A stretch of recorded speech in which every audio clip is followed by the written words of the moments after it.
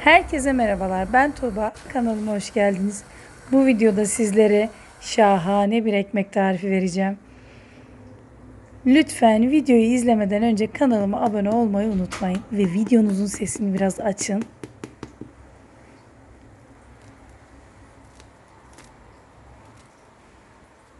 Dışı çıtır çıtır. Soğuduktan sonra da çıtırlığını kaybetmeyen bir ekmek tarifi. İç kısmını da görüyorsunuz. Mutlaka deneyin, sizler de lezzetine bakın. Bu tariften sonra dışarıdan ekmek almayacaksınız. Ve tarife başlıyorum.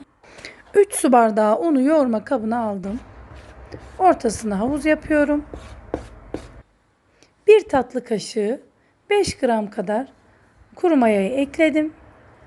Ve 1 su bardağı ılık su kullanıyorum. Kaşıkla karıştırarak ilk önce ortadaki mayayı eritiyorum. 2 yemek kaşığı zeytinyağı ekliyorum.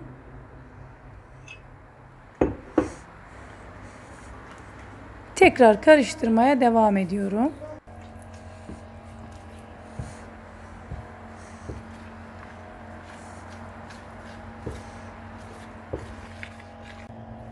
Suyumu 4-5 parça halinde ekliyorum.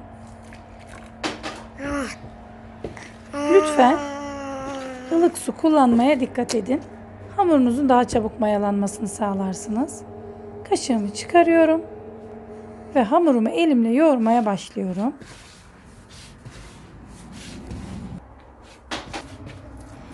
Suyunun tamamını ekledikten sonra hamuruma 1 tatlı kaşığı kadar tuz ekliyorum. Tuzu ne kadar geç eklerseniz hamurunuz o kadar çabuk mayalanır. Ve tuzunu ekledikten sonra bir 5 dakika yoğurdum. Hamurum hazır. Şimdi mayalanması için kapağını sıkıca kapatacağım ve en az 45 dakika mayalanmaya bırakıyorum. Hamurum mayalandı. Şimdi ekmeklerimi hazırlamaya başlıyorum. Videomu buraya kadar izleyenler yorum bölümüne yorum yazarsa çok mutlu olurum. Hamurumu uzatıyorum biraz ve hamuru 5 eşit parçaya bölüyorum.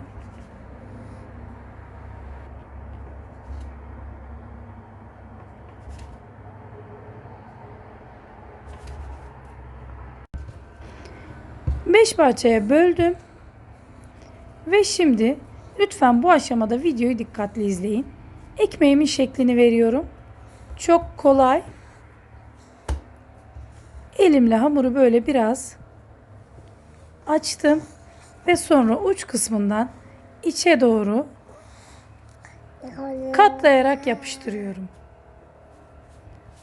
Ve kenarlarından hafif inceltiyorum.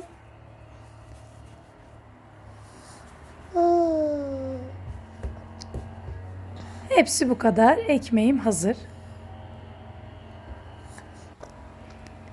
Sizin için tekrar göstereceğim. Lütfen videoyu dikkatli izleyin. Bu ekmek tarifini ben de ilk defa denedim. Tadına doyamadık. Çok lezzetli oluyor. Sizlere mutlaka denemenizi tavsiye ediyorum bu yüzden. Tekrar gösterdim. Orta kısma fazla bastırmayın. Kenarlarına bastırın ve bu şekilde ekmeğinizi hazırlayın. Şimdi ekmeklerimi hazırladım. Üzerini kapatacağım ve bir 20 dakika kadar mayalanmasını bekleyeceğim. Bu arada geniş bir tencereye bolca suyumu aldım, yaklaşık 2 litre kadar. Ve üzerine 1 yemek kaşığı tuz ve 1 yemek kaşığı da sıvı yağ ekliyorum.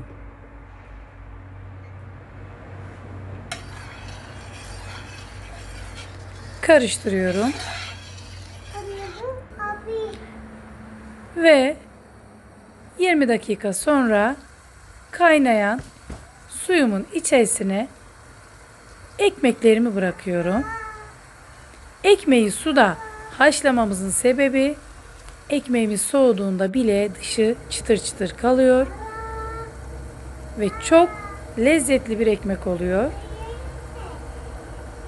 1 dakika haşlıyorum bu şekilde ve 1 dakikadan sonra ekmeklerimi suyun içerisinden alıyorum.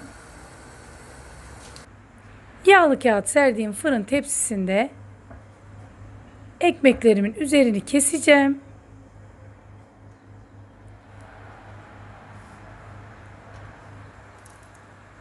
Ve biraz da susam serpiyorum.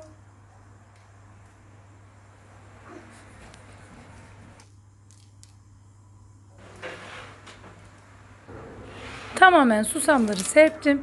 200 derece önceden ısıttığım fırında tam 20 dakika pişirdim.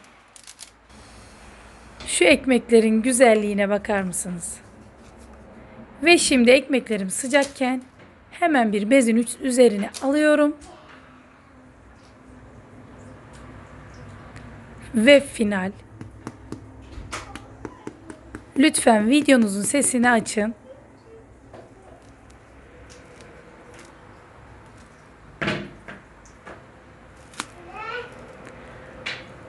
Harika bir ekmek tarifi. Ben de yaptığım şey bu kadar güzel olduğunda inanın çok mutlu oluyorum. Sizlerle de bunu paylaşmaktan zevk alıyorum.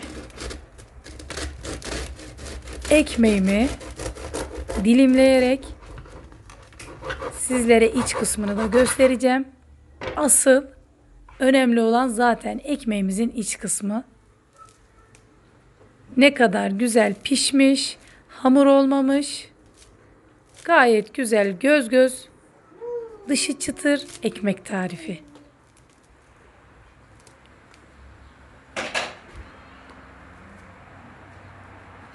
Dilimlenmiş halini de sizlerle paylaşıyorum.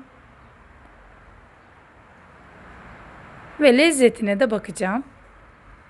Yine güzel bir videonun sonuna geldik. Beni izlediğiniz için çok teşekkür ederim. Sizlerle yeni videoda buluşmak dileğiyle. Hoşça kalın, afiyetle kalın.